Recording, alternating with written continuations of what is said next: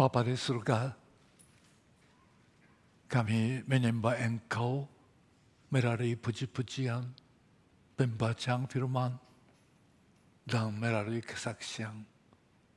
Tuhan, kami sungguh bersyukur melalui ibadah sajalah kami boleh merasakan ada damai sejahtera dari Tuhan di dalam hati, pikiran, kehidupan kami sedalamnya.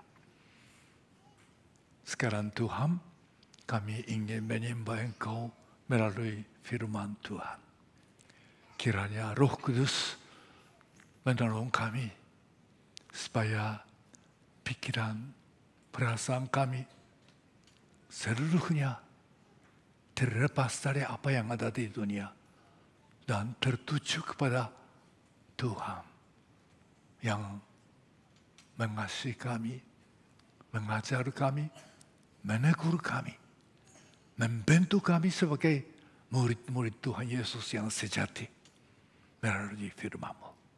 Jauhkan segala gangguan. Tolong hamba yang terbatas dan kecil ini boleh hanya menyalurkan kebenaran firman, kehadirat Tuhan Yesus. Demikian pula Tuhan jadi di seluruh ibadah ketiga. Dalam nama Tuhan Yesus kami berdoa. Amin. Sambil berdiri, mari kita membaca teks untuk hari ini.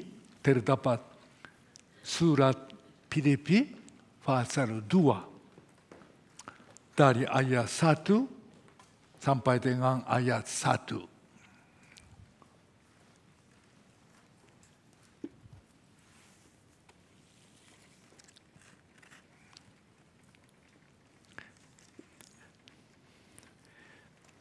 Kaum laki-laki baca ayat ganjil dan kaum wanita silakan baca ayat genap.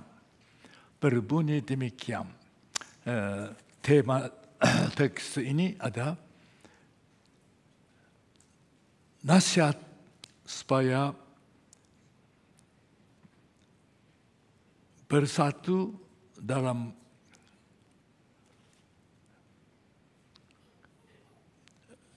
mendendahkan diri seperti Kristus. Mari kita baca ayat 1 mulai dari kaum laki. Jadi karena adalah Kristus, ada nasihat, ada penghiburan, kasih, kado, ada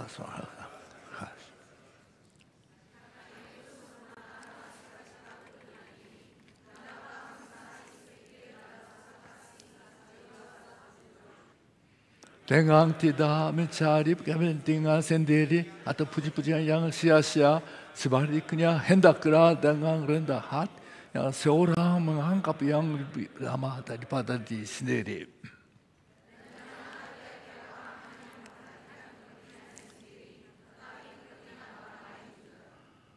Hendaklah kamu dalam hidupmu bersama menaruh yang dan rasa yang kepada Kristus.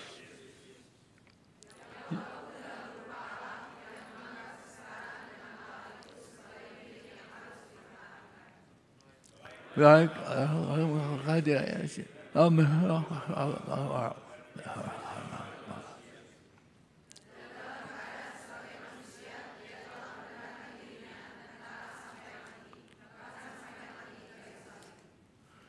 rahmatnya Allah sangat menginginkan dia dan menghadiahkan kepada nama yang di atas segala nama.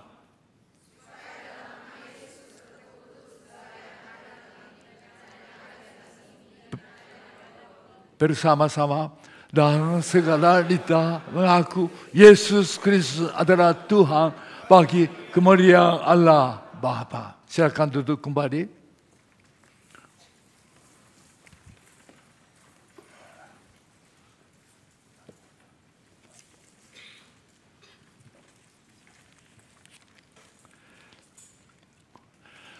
Selamat hari Minggu dan selamat berbakti dalam kasih karunia Tuhan Yesus. Rupanya hari ini adalah hari yang agak hangat itu terakhir dalam tahun ini. Karena dari besok atau lusa mulai kedinginan musim dingin. Maka kita perlu siap-siap menghadapinya.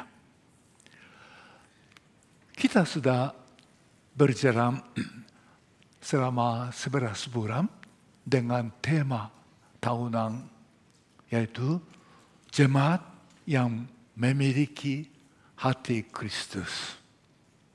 Pokok kita bersama-sama mendengar firman Tuhan adalah hal yang menaruh hati Kristus di dalam hati kita.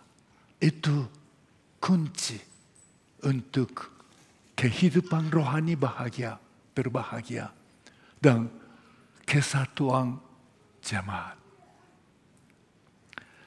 Teksnya tadi kita baca bersama-sama dari surat Filipi pasal 2. Di sini ada nasihat Rasul Paulus kepada jemaat Filipi.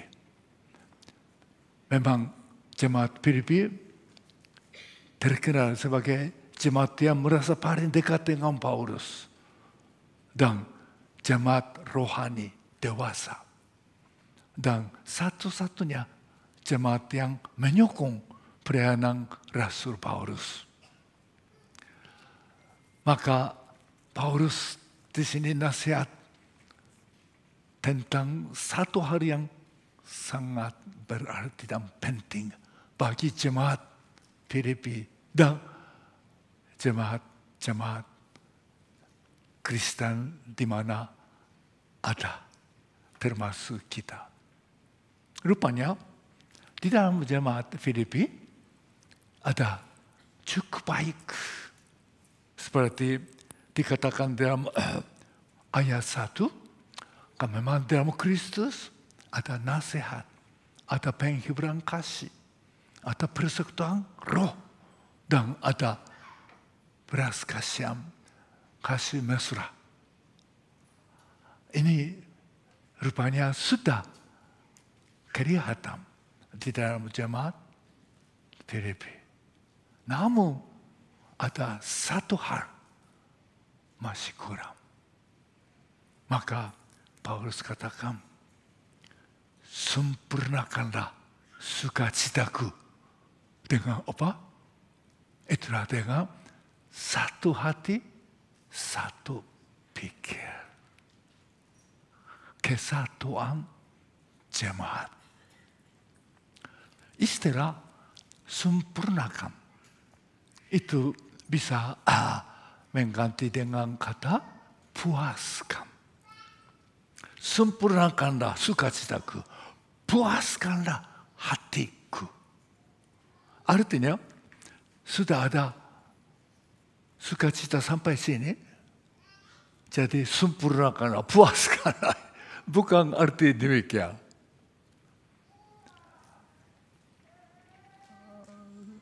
Lebih baik kita ingat umpamanya karung. Ada biji bermata, biasanya bermata palsu. Ada mutiara.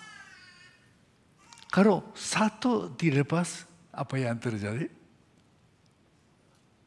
Semua jatuh. Itulah sempurnakanlah, puaskanlah sukacitaku. Kalau walaupun sudah ada banyak sukacita, unsur-unsur menyebabkan sukacita Paulus, tapi andai kata satu hal tidak ada, semuanya hilang. Itu artinya. Begitu Rasul Paulus mementingkan kesatuan jemaat. Jemaat memiliki satu pikiran, sama perasaan, satu hati. Karena ada satu kasih, ada satu tujuan. dalam Yesus. Ini tujuan nasihat Rasul Paulus di sini. Rupanya di dalam jemaat Filipi ada hal-hal yang menghalangi untuk menyempurnakan sukacita Paulus. Kita melihat ayat 3. Tak boleh, ayat 3. Mencari kepentingan sendiri. Atau puji-pujian yang sia-sia. Rupanya hal-hal demikian menghalangi kesatuannya. Kepentingan sendiri artinya beribadah kepada Tuhan, bersekutu, melayani, tetapi pentingnya, mementingkannya di belakang hatinya apa? Mencari sukacita diri sendiri. Ada untung atau nama dihormati, ada mencari kepentingan sendiri dan mencari pujian sia-sia. Artinya penting dihargai, dinilai baik, dianggap baik, dipuji, dihormati. Kalau tidak senang. Bukan tidak senang lagi, mungkin bisa ada rasa lawan, kritik orang lain. Ini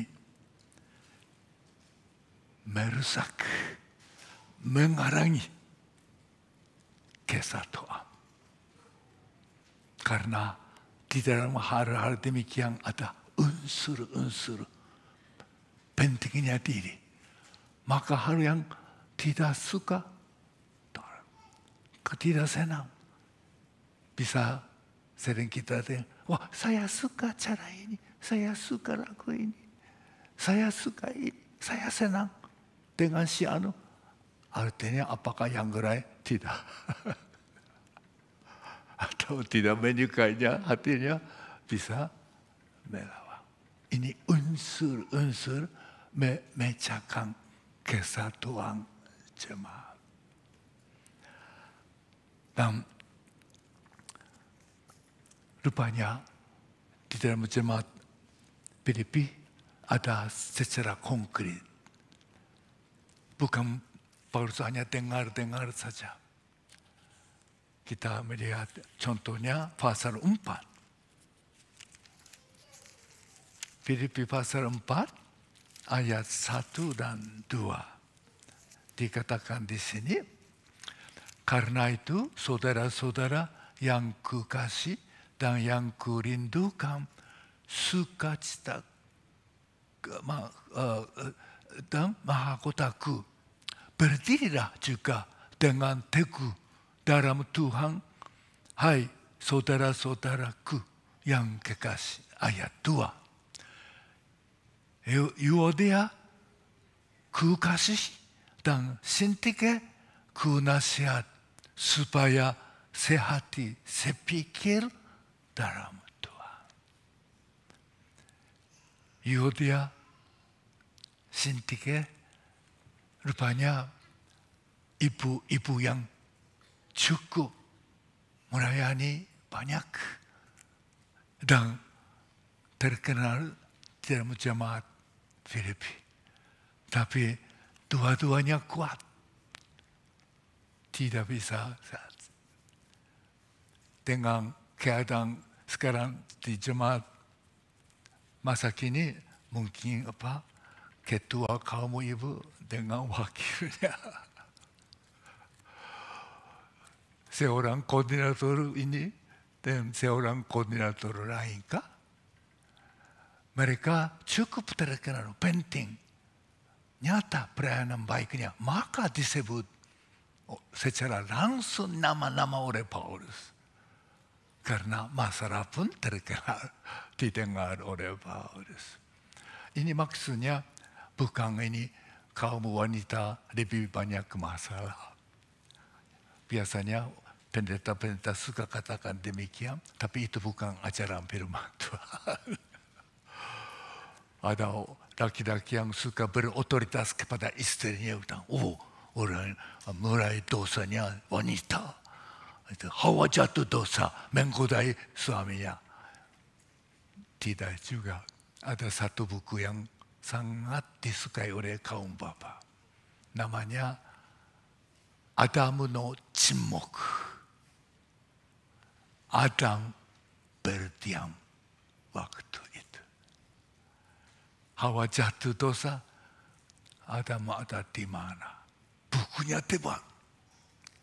Panjang lebar menjelaskan kelemahan laki-laki. Kekurangan suami kepada ibu, anak.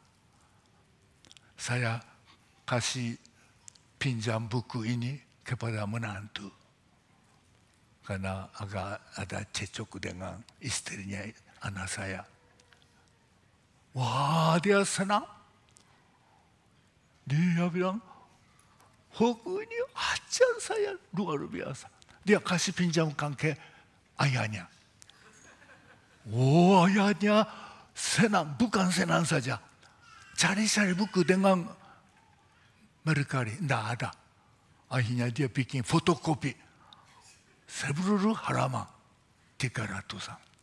Wah, sangat baik buku ini.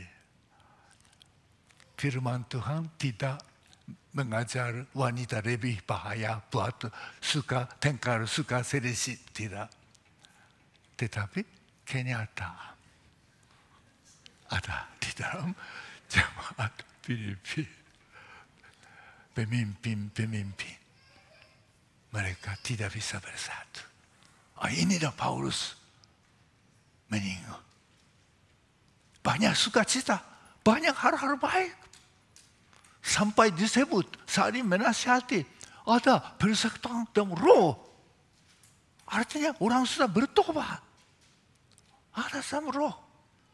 Tapi ada kekurangannya. Itulah Paulus merasa sangat berat dalam hati. Padahal dia sudah ada di tahanan.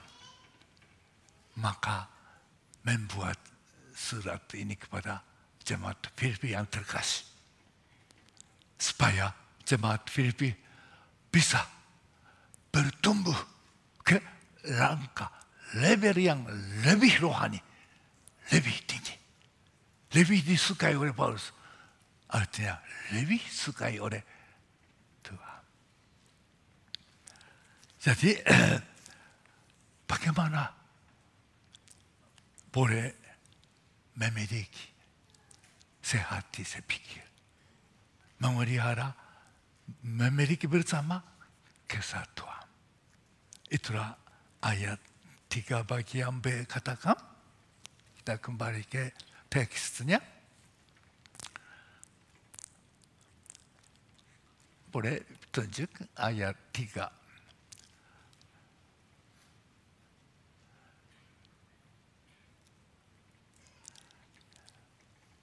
Dengan tidak mencari kepentingan sendiri atau puji-pujian yang sia-sia, sebaliknya hendaklah dengan rendah hati yang seorang menganggap yang lain lebih utama daripada dirinya sendiri. Itulah rahasianya dengan rendah hati. Dari rendah hatilah baru bisa memiliki bersama satu pikiran, satu hati. Istilah rendah hati. Rupanya menurut ahli budaya Greka, namanya R.H. Marshall, di dalam budaya Greka, Helenisme, rendah hati itu sangat tidak dihargai. Karena merendahkan diri artinya menghina diri. Ada juga ya, ada minder menghina. Jadi istilah rendah hati dalam bahasa Greka atau budaya Greka tidak dihargai. Bahkan dianggap itu hal yang tidak baik. Menurut ahli, istilah rendah hati, konsep rendah hati dihargai, dijadikan bajikan adalah setelah Tuhan Yesus mengajar. Hal itu penting dan tunjuk teladannya.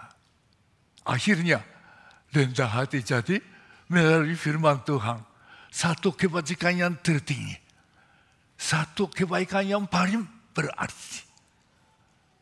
Itulah istilah rendah hati dalam sejarah. Rendah hati istilah gampang indah. Tapi dialami atau dimiliki tidak gampang. Istilah kerendahan hati atau merendahkan diri itu kebanyakan dalam Alkitab dipakai dalam hubungan Tuhan. Jadi merendahkan diri hadapan Tuhan. Baru bisa merendahkan diri kepada manusia. Seperti kita melihat 1 Petrus. 1 Petrus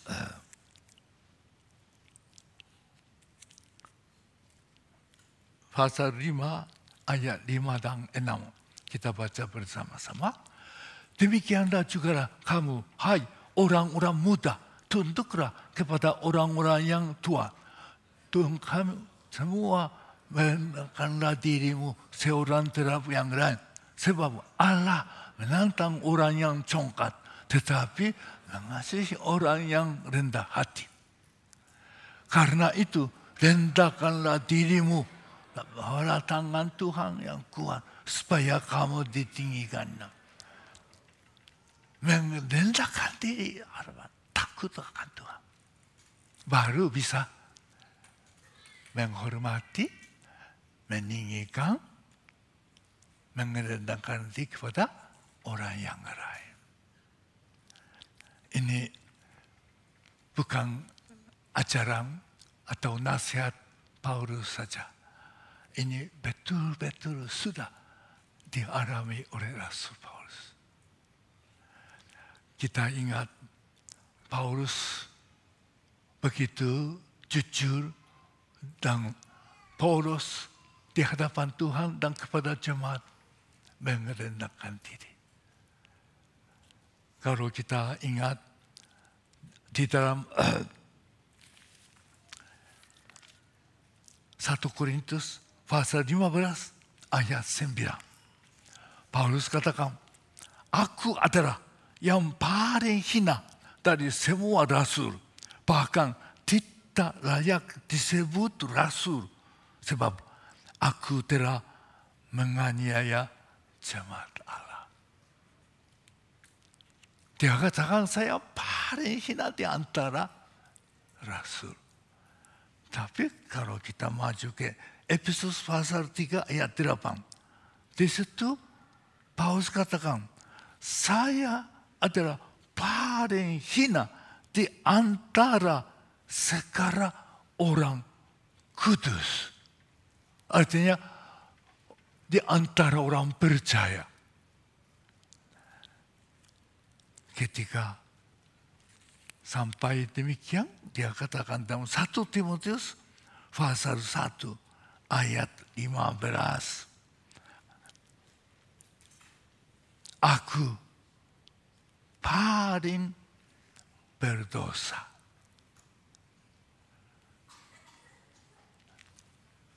Orang manusia yang paling berdosa.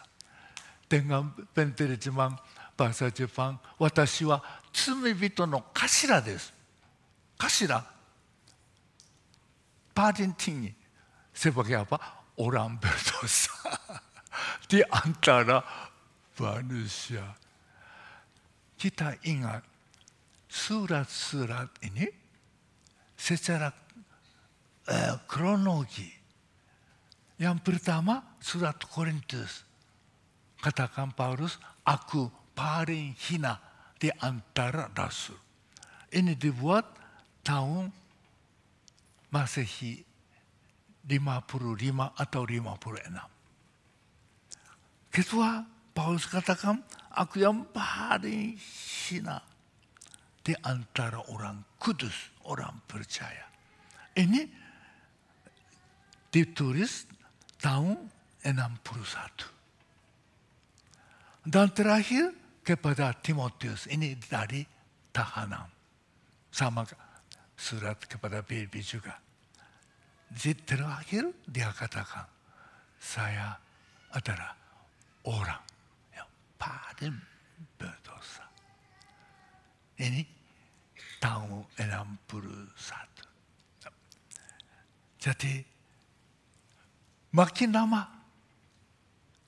dia katakan, makin jelas, makin rasa hina di hadapan Tuhan, di hadapan jemaat. Bahkan kepada manusia pun saya paling berdosa. Itulah makin lama, makin mengenal Tuhan, makin merendahkan diri. Inilah bukan acara. Ini pengalaman Paulus, perasaan Paulus. Kalau dunia lainnya, makin lama, makin banyak pengalaman, makin karirnya banyak, makin tinggi kedudukannya bagaimana. Biasanya manusia kok kalau sudah S1, S2, sudah S3 bisa.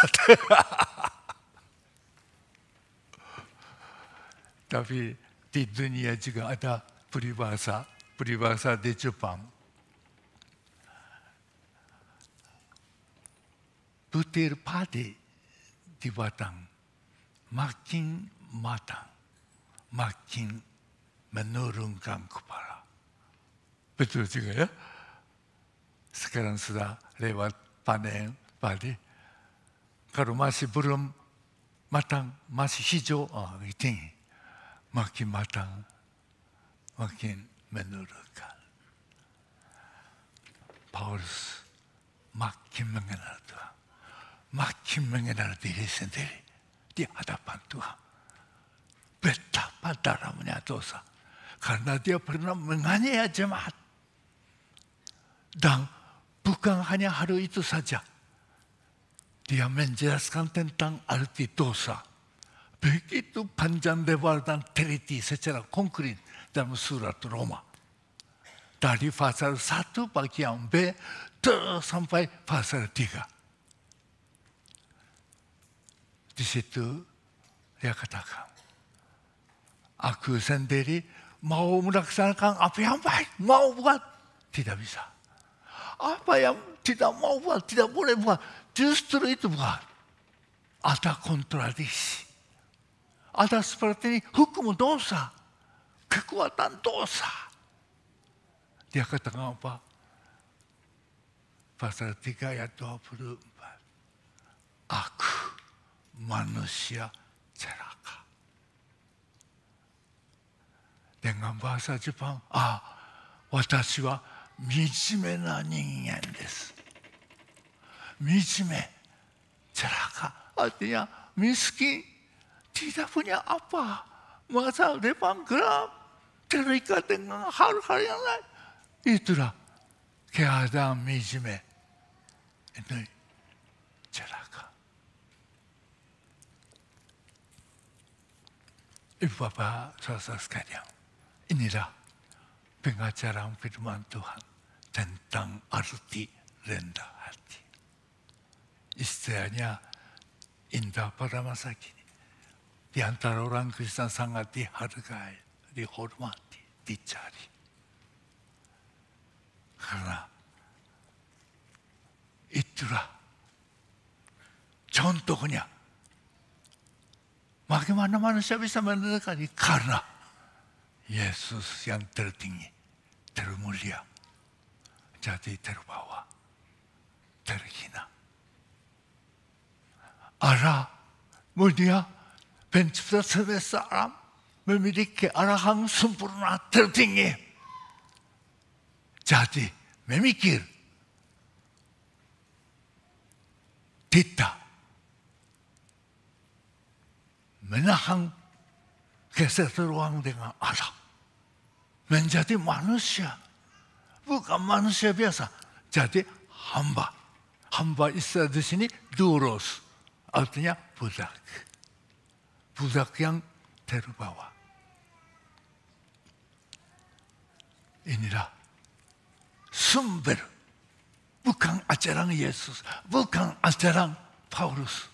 Inilah makna, kekuatan, keselamatan Allah. Allah tertinggi. Jadi manusia terendah.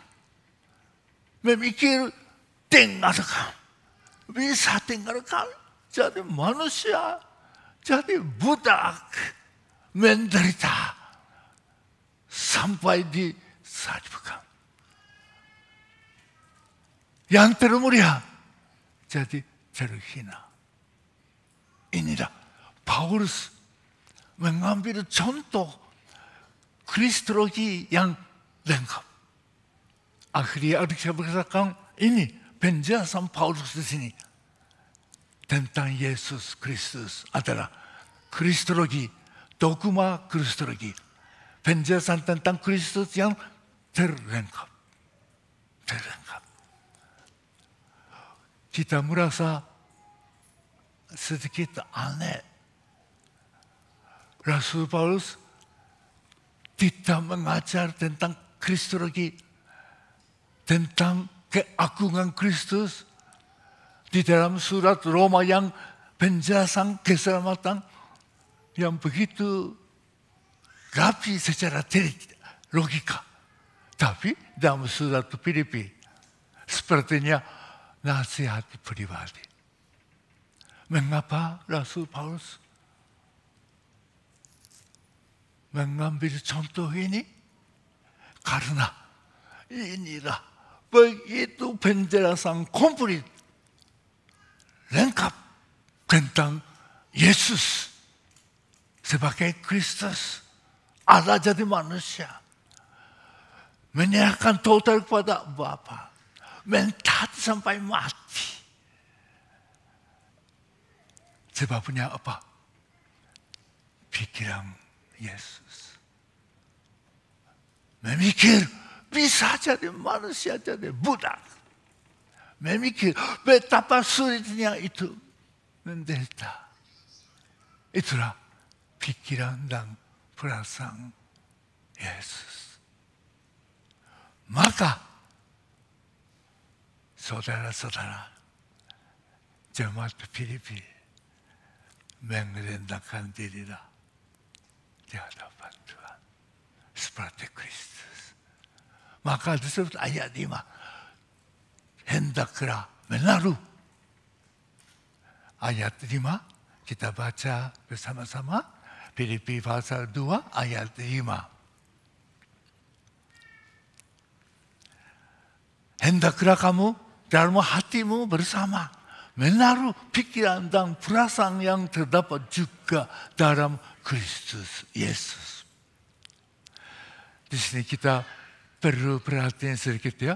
Hendaklah, maulah, menghendakilah, mencarilah, memintalah dalam hidupmu bersama. Bukan untuk dalam hati sendiri saja. Bukan dalam sebagai satu oknum kebajikan diri sendiri.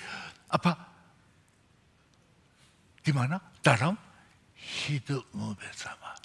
Artinya hidup bersama sebagai jemaat. Disitulah hendaklah menaruh pikiran dan perasaan Kristus. Hendak mau minta berdoa supaya hati Kristus ada di dalam kita. Ini maksudnya. Kalau begitu, betul-betul tahu di hadapan Tuhan diri sendiri seperti Paulus. Aku rasul yang terhina, orang Kristen terhina. Aku adalah orang berdosa, paling berdosa. Aku adalah manusia celaka. Disitulah baru Paulus mengatakan yes. Maka kerendahan hati dalam konsep Alkitab ini adalah siapa yang tahu diri sendiri merendahkan di hadapan Tuhan seperti Paulus dikatakan aku paling hina, aku manusia celaka. Dari situlah baru bisa memikir orang yang lain lebih utama. Maka kembali ke ayat 3 tadi. Sebaliknya hendaklah dengan rendah hati yang seorang menganggap yang lain lebih utama daripada dirinya sendiri. Bagaimana kita diajar, dinasihati supaya merendahkan diri tidak gampang. Kita diajar bagaimana harus kita mengasihi yang lain, memikir orang lain utama. Secara manusia ini mustahil. Mustahil. Sifat manusia selalu ingin lebih dari yang lain. Maka yang lain dipuji tidak senang. Yang lain lebih dihormati tidak senang. Kalau dihormati diri sendiri, baru senang. Secara manusia lahiriah tidak mungkin. Seorang menganggap yang lain lebih tidak mungkin. Hanya mungkin karena tahu diri sendiri hadapan Tuhan. Seperti Paulus. Aku betapa berdosa. Suka bohong. Suka pura-pura dipuji. Selalu cari-cari keinginan. Tidak pernah memperhatikan sungguh-sungguh orang lain. Baru sadar. Baru menyadari diri. Bersungguh di hadapan Tuhan. Katakan aku manusia celaka. Dari situlah baru menganggap yang lain lebih utama. Inilah sumber kekuatan kunci untuk jadi rendah hati dengan konsep firman Tuhan. Dan disitulah baru mulai apa? Jadi bersatu pikiran, satu hati, kesatuan. Inilah inti pengajaran di sini. Betapa pentingnya. Hendak menaruh pikiran dan perasaan hati Kristus di mana? Di dalam hidup bersama. Hidup menyembah Tuhan bersama. Melayani bersama. Bersukses bersama. Buat sesuatu. Kalau ada demikian, Tuhan meninggikan Yesus tertinggi. Memberi nama di atas segala nama. Sekarang di seluruh dunia, tidak ada seorang pun yang tidak tahu nama Tuhan Yesus. Kalau ada orang aneh ini, unika. Bukan dikenal nama secara manusia dibagi oleh nama Yesus. Sekarang tahun ini tahun 2024. Sebentar lagi 2005. Sejak kapan sejak Masehi. Domini, Domini adalah Lord dengan bahasa Latin. Tahun ini Edi, Year of Lord ke 2025. Sebelumnya apa? BC, bukan BCA. Before Christ, Kristus. Secara manusia panjang, tidak bisa hitung mulai dari mana sampai mana tahu. Hanya bisa dibagi oleh Kristus. Nama Kristus di atas segala-galanya. Bahkan semua yang ada di atas, di dunia, di bawah bumi, artinya malaikat-malaikat, seluruh manusia, tumbuh-tumbuhan, dan roh-roh yang ada di bawah. Manusia sudah meninggal. Semuanya menyembah Tuhan, bersyukur. Karena waktu Yesus datang itu akan terjadi. Semua orang mati dibangkit. Dihakimi sesuai dengan perbuatannya.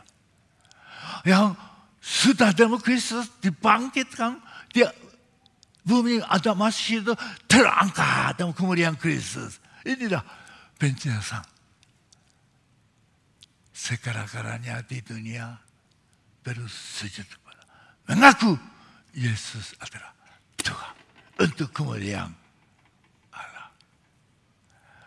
Bukan jemaat Kristen memandang masa depan Yesus datang lagi. Paulus menasihati, rendahkanlah, bersatulah. Itulah mengalami Yesus yang hidup, Yesus yang maha kuasa, Yesus yang tertinggi, termulia, dan Allah dipermuliakan melalui apa? Hidup bersama di dalam kesatuan. Sepikir, sehati. Itulah tanda kenyataan kemuliaan Allah sebagai jemaat Kristus. Kita ingin merenungkan bersama dalam hati kita masing-masing. Jemaat ketika sudah cukup diberkati. Seperti Paulus katakan, sudah ada nasihat, saling menghibur, menolong. Ada persekutuan rohani. Ada sampai belas kasihan, kasih mesra, juga menyokong misi-misi, mengasihi dunia. Sebagai jemaat bermisi. Mari ingat, Paulus kata, sempurnakanlah sukacitaku sebagai suara dari Tuhan. Tuhan katakan kepada kita, sempurnakanlah sukacitaku dengan apa? Sepikir, sehati. Mari kita berdoa. Kiranya firman Tuhan mengajar kami, menegur kami, mendorong kami, supaya dalam keluarga antara suami istri hidup bersama, orang tua dengan anak hidup bersama. Disitulah Tuhan bersekutu bersama, melayani bersama, beribadah bersama. Di dalam kehidupan disitulah Tuhan kami ingin hendak menaruh pikiran dan hati Tuhan Yesus. Hanya oleh karena pertolongan Roh Kudus boleh kami mengalami Tuhan sungguh-sungguh konsep arti kerendahan hati dalam firman Tuhan, dan boleh mengalami sungguh merasa dengan saudara saya semua, bukan karena saya suka, saya cocok, sama suku, sama dalam Yesus menganggap yang lain lebih utama, mengasihi, menghormati, menghargai. Oh Tuhan, betapa indahnya. Itulah menyaksikan kerendahan hati, keselamatan Yesus ke dunia. Terima kasih. Kiranya Roh Kudus menyertai kami semua dalam hati dan persekutuan pelayanan masing-masing dengan firman Tuhan ini. Dalam nama Tuhan Yesus kami berdoa.